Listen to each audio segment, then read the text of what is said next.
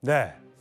11.6 재보궐선거 사전투표 마지막 날인 오늘 여야 대표가 부산 금정구를 찾았습니다. 자, 이재명 대표, 윤석열 정권 비판에 나섰습니다. 1차 정권 심판이 지난번 총선이었다면 이번 재보궐선거를 통해 2차 정권 심판을 해달라고 호소했는데 이런 얘기까지 꺼냈습니다. 들어보시죠. 소위 연성 쿠데타, 독재 강화 이런 정권이 나라를 어떻게 만들 것 같습니까? 어느 순간에 지도서에도 모르게 잡혀가서 물고문 당하고 전기고문 당하고 정신병 걸리고 그리고 완전히 인생을 망치는 일이 다시 생기지 말란 법이 있습니까, 여러분? 오래전에 다 잊혀졌던 일, 나도 모르는 일 뒤져내가지고 처벌한다고 협박해서 사건 조작해서 사람을 가두고 죽이고 실제로 벌어지고 있는 일 아닙니까, 여러분? 권력자 옆에 간신히 모이는 이유를 여러분 아십니까? 다 아시지요? 간신을 좋아하니까 간신히 모이는 것입니다. 예, 장혁진 변호사님. 네네. 연성 쿠데타, 독재 강화 정권, 물고문 정기 고문을 당할지도 모른다라고 이재명 대표가 오늘 목소리를 높였습니다. 오늘은 탄핵 시사 발언 같은 것은 안 했는데 요즘에 정치권 돌아가는 걸 보면 여러 가지 지금 예전으로 돌아간 것 같다. 전두환 정권이나 이런 등등의 옛날이 생각난다라는 듯한 얘기를 많이 했습니다. 글쎄요, 무슨 말씀인지 모르겠고요. 저런 말씀에 어떤 사람들이 공감을 할까? 지금은 1980년대도 아니고 70년대도 아닙니다. 2024년입니다. 그다음에 여기는 북한이 아니에요. 북한이라고 하면 물고문, 전기고문 지금도 횡행하고 있겠죠. 2024년 대한민국보다 더 민주화된 나라가 있는가? 저는 그런 생각이 들고요.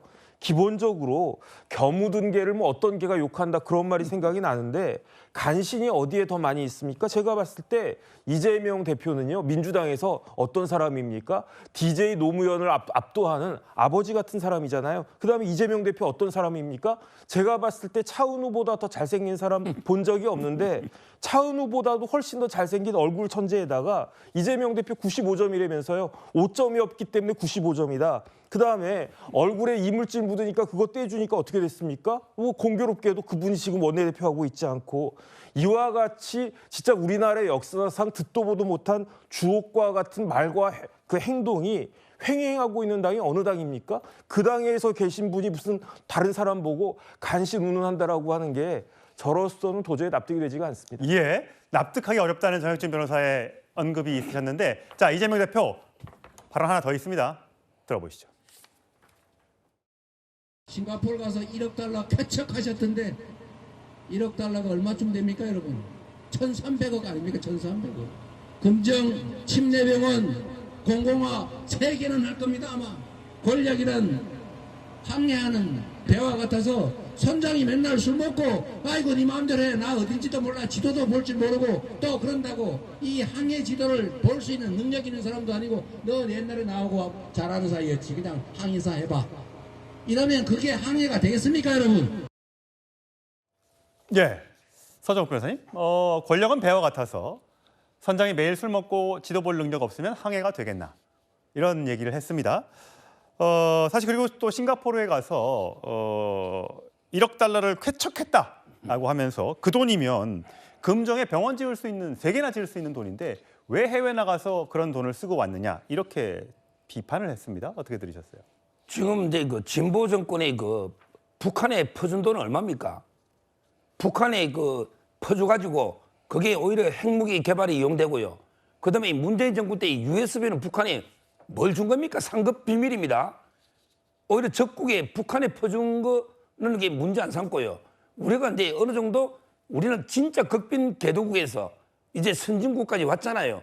그러다 보면 이게 국제사회에 기여하는 그게 있는 겁니다. 우리 책임이. 이걸 가지고 이게 단순 비교한다는 거 저는 상당히 그 잘못됐다 보고요. 그다음에 그 선장이 계속 술을 먹는다는데 이건 명백한 가짜뉴스입니다. 이재명 대표가 이제 윤 대통령이 술 먹는 걸 본 적이 있습니까?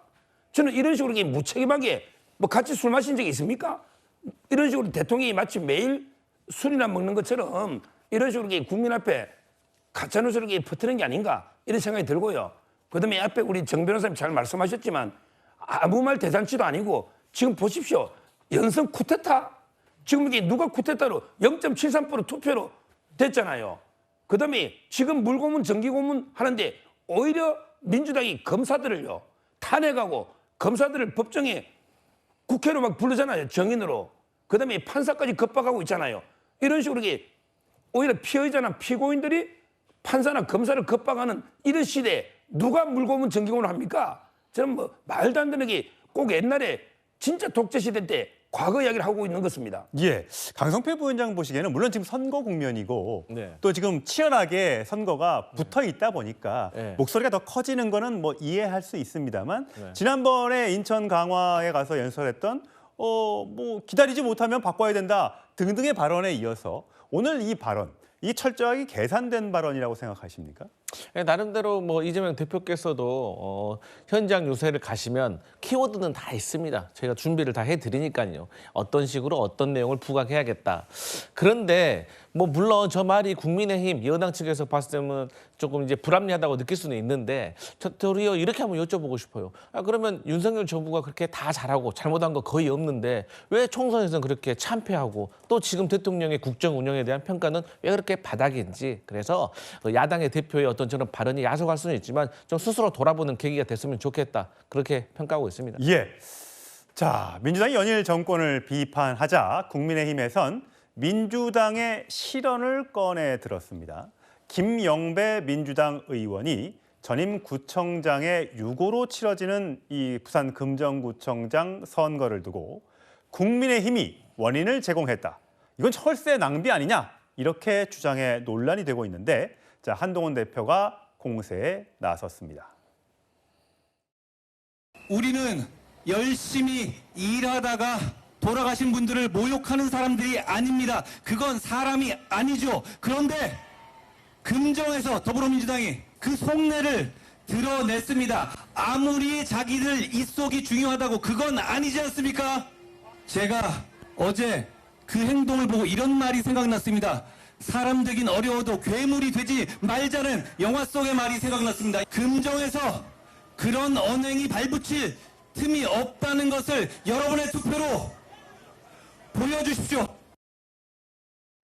예, 장 변호사님. 네. 그러니까 부산 전임 금정구청장이 과로로 뇌출혈로 쓰러져서 유명을 달리하셨는데 그게 이제 일반적인 어떤 그 보궐선거의 원인과는 좀 다른 건데도 김영배 의원이 잘 모르고 했었는지 알면서도 이렇게 얘기했는지 모르겠습니다만 어쨌든 이게 논란이 돼서 민주당에서는 뭐 징계까지 검토한다면서요? 맞습니다. 민주당 지도부가 일단 돌아가신 전임 구청장분의 유족분들께 좀 죄송하다는 사죄의 말씀 드렸고요.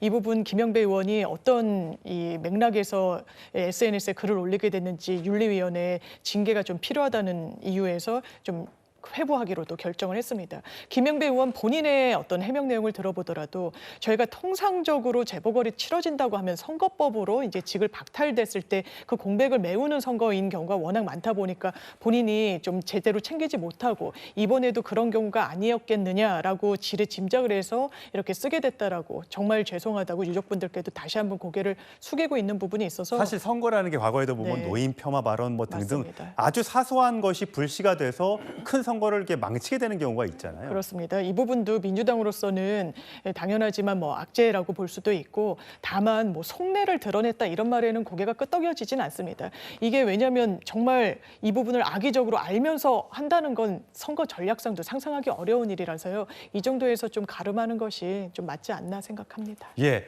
근데요, 저 예. 부분요, 윤리 심판을 해부됐는데 반드시 그 선거 전에 징계를 하십시오.